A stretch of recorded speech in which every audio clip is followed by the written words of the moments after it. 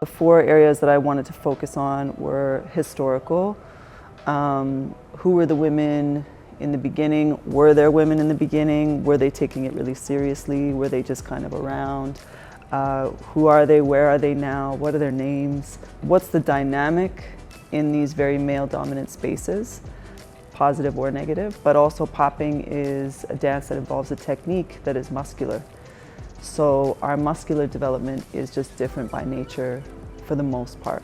So how does that affect our dance, or does it? And the last one is just from the female experience, how do we insert that into our dance, which is a male dance form, without compromising the form itself, but still feeling like we are able to express ourselves from our perspective and from our experience without changing the dance. So I don't think it's ever ending by any means, but also I have some things that I really want to kind of curate and do more specifically to answer some of the questions around the physicality and things like that.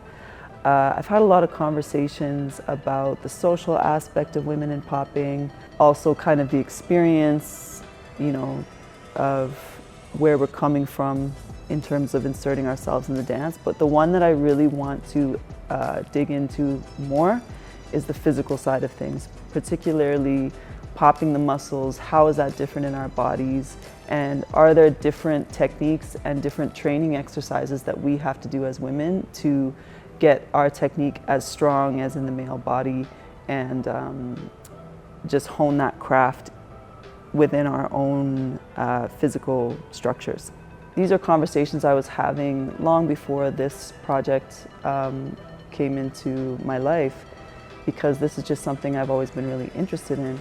And it's funny because a lot of the names that I was given of women that were popping back in these previous generations were given to me by men, you know? So I think that we can really make use of each other in this next chapter of growth in this dance form and in this community and in the culture, if we just talk to each other.